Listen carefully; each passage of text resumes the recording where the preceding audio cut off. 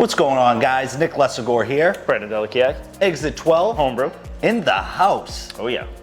And we're back, a rare brew day with the two of us here. Mm-hmm. We are brewing on the 64 liter, 65 liter Brewzilla Gen 4. And we've made some upgrades. And if you follow us on social media, you're aware of most of them. But there's also one that we may not have been as vocal about, and that is the new pump. Mm-hmm. We purchased the bigger pump for the unit because the first 3 beers that we brewed on it were a blueberry Hefeweizen, a New England IPA, and the third one was a blonde ale. And we've 3 or 4 beers anyway, 2 blonde ales that we've brewed on it. Yeah. And we clogged the pump when transferring into the fermenter the first 2 times, or 1 out of 2 times. And then what we had to do was replumb it to move the plumbing away from the plumbing that goes to the spigot, moving it away from the pump. That didn't help. And so we just said, screw it, let's buy the bigger pump. So we're gonna test it out today. Yeah, hopefully we have no issues with it. It seems like it, not Whirlpool, it seems like it flows a little faster when we're, doing the mash for circulation. So here's hoping we don't have any stuck transfers. And it definitely, we're going in. We're doing brand new New England IPA recipe. We're not gonna mess around. We're going in with 8 ounces of hops in the Whirlpool. So we're really gonna find out, we're really gonna put it to this new bigger pump to the test. Yep. It's much louder than the pump that came with the unit. The pump that came with the unit is also much smaller. Yep. So there's a give and take there. So far, basically, the recipe, we're gonna go in with 13 pounds of Brice 2-row, 1 pound, 5 ounces of flaked oats, 1 pound, 2 ounces of flaked barley, pound of carapils, pound of light wheat malt, 6 ounces of white wheat malt, and half an ounce of pale wheat, just because that's what we had in stock, so I just threw it in. Trying to get that thing looking cloudy. And the thing with this beer is we're gonna change up the mash temperature. Usually we mash in our New Englands right around the 152 mark. We're mashing in at 160 on this bad boy because what we wanna do is we wanna increase foam stability and fermentability, mouthfeel, bang. And that's what New England IPAs are all about. So it's a little bit of an experiment here with us here at Exit 12 with this New England IPA. Looking for the 6.5 to 7% range. And for hops, kind of changing things up a little bit. As Brandon will tell you, I'm not big on more than 3 hops. Any more than 3 hops and it kind of turns into a muddled mess for the kid. So we are changing things up a little bit. 30-minute addition of Galena, a 10-minute addition of Galena, and then Whirlpool. Talking about a big boy Whirlpool. Nelson Sauvin, Motueka, and then we're gonna dry hop with Nelson Sauvin, Motueka, and a little bit of Rakan. Yep. So we want this boy to be juicy, and that's exactly what we're shooting for. 8 ounces of hops in the Whirlpool, and then you're looking at 6 ounces of hops in the dry hop. Yep. So this thing could be an absolute mess. It could be Band-Aidy and phenolic. The Whirlpool temp's gonna be 170. So I like it on the lower end, so we'll see what ends up happening. There's a little bit of an experiment for us, always learning here at Exit 12. But the main function of this video is to determine the power of the pump and to see how it works. Yep. We got the pump, we got the heat exchanger dish, we got the wrapped temperature probe. So we have everything we need now. This unit is complete. We have everything we need to brew the best beer we possibly can. So that's what we're gonna try to do today. Yep.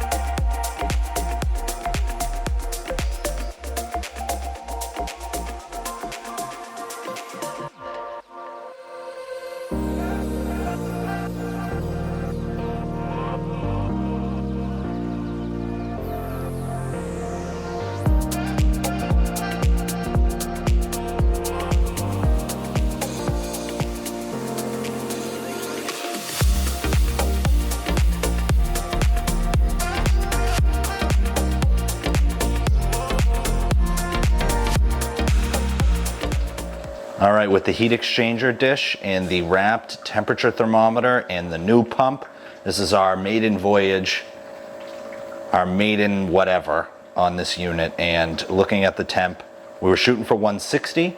We're currently less than 2 degrees off from where we want to be in comparison from the wrapped to the unit itself. So we will take that for now, for sure. 30 minutes into the mash, we're sitting at a 3-degree difference from the wrapped temperature probe to what is in the unit itself, the probe in the unit. One thing we did notice utilizing the new pump is the strength, and this thing carries a punch. When we turn it up all the way, the mash water, the first runnings, the pump is so strong that it just moves it moves it to the sides of the unit. And so from a conversion standpoint, I'm not sure that that's really helpful. So turning down the pump so that when it's coming out of the tube, it's actually hitting the top of the wort, the top of the grain bed, is best case scenario.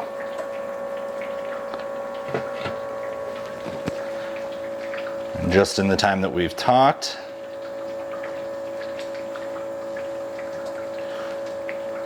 we're at about a little bit more than a degree difference.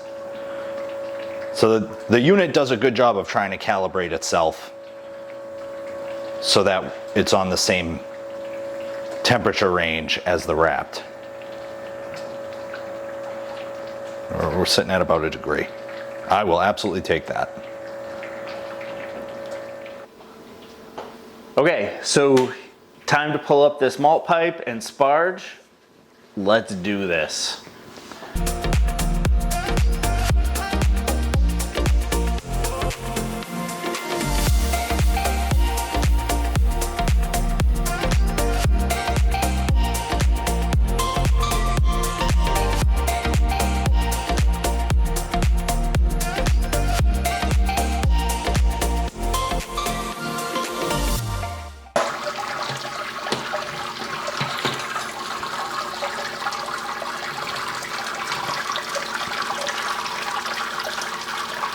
I'm gonna let go of it.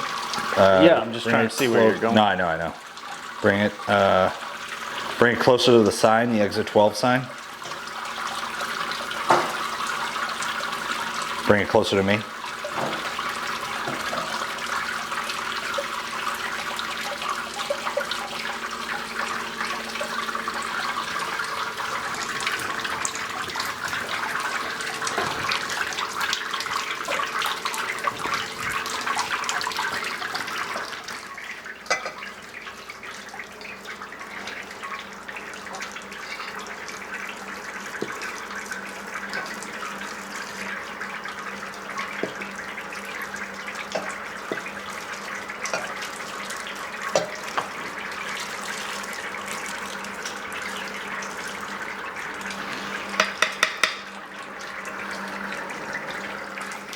One thing we really like about this setup that we have that's still relatively new to us that I still can't get over is our sparge setup.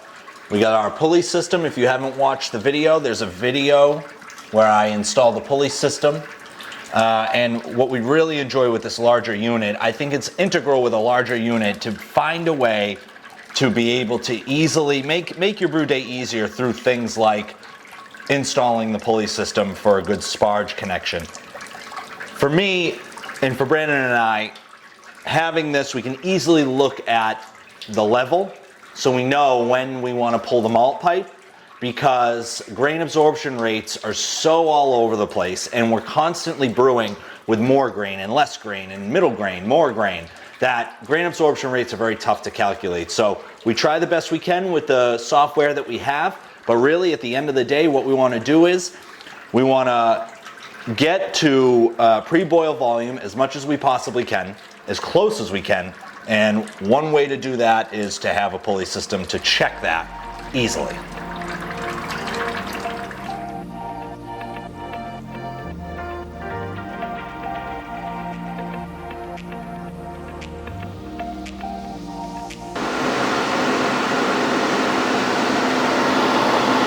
Okay, 1 ounce of Galena going in at 30 minutes into the boil.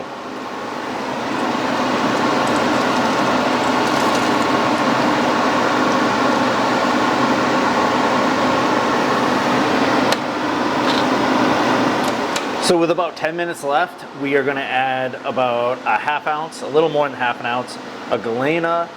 Then the whole beer is going to have about 9 ounces of hops in general. Like we talked about, really putting this pump to the test, see what it does.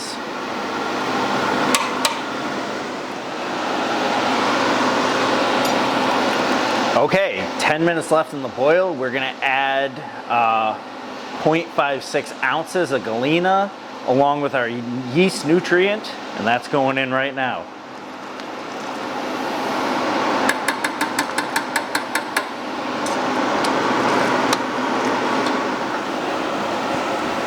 All right, time to cool down. We pause this, and by this I mean we pause the unit. We're gonna take the wort chiller,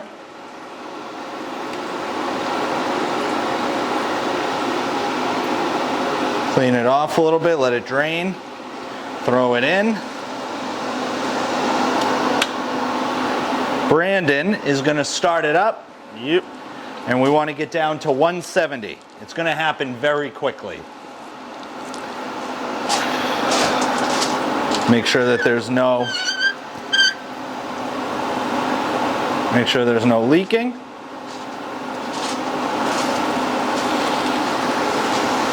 And we're off. Stay close. What? What?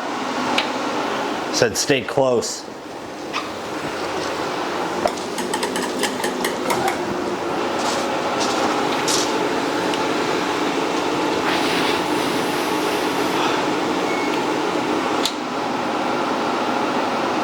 Shut it off. Okay. So we want to get to 170.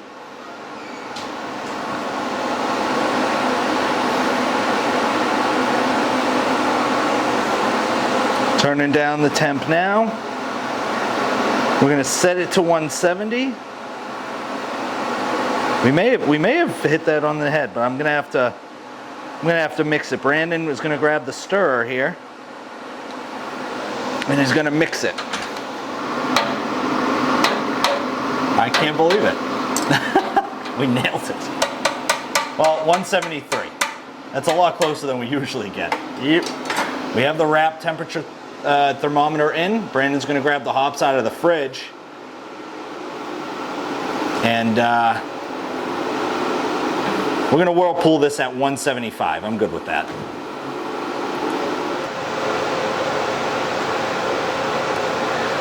Okay, adding 8 ounces of Whirlpool hops. We have Nelson Sauvin, and we also have Motueka. We're using a few different alpha acids. As Nick is pointing out, we are at 169.2, basically 170, and that is how we're going to Whirlpool. We were at 175, but in the time it took for us to weigh all the hops, the beer cooled down to 170, so we'll take it. Yeah, because these are just 2 of the 4 containers we have. So let's get these hops in the pool.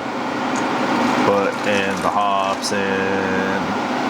Drop in the hops in. I'm gonna do 2 more. Whoa. Whoa.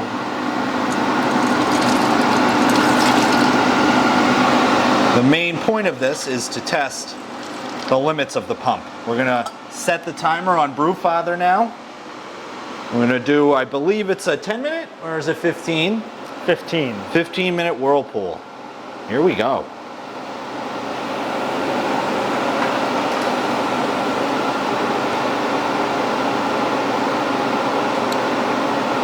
Bum, bum, bum, where am I at? As you can tell, the pump is ripping right now. I'm gonna try to get a closer shot.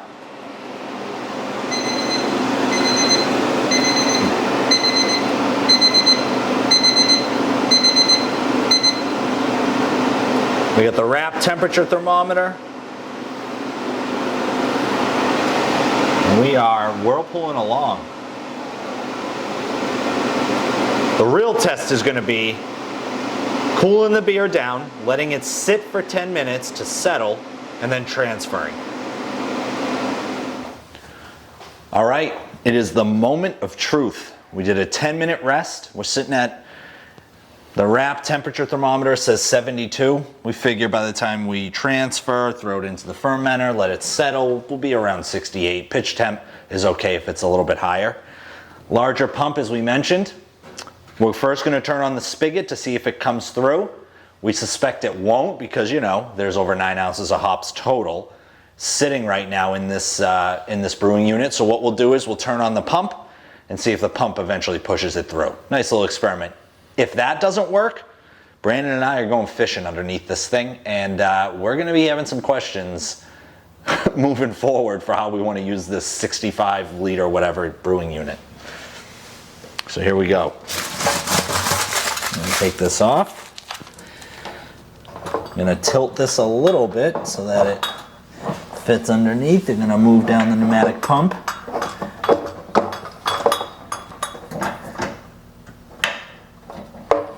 Oh, all right, that won't work, so I'm just gonna have to hold it. So here we go.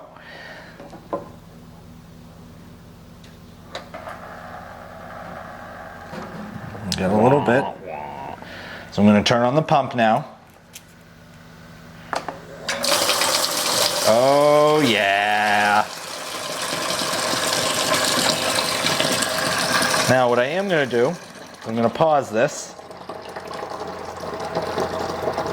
Oh, and now it's full. I shut it off and then now it's going. That's exactly what we wanted.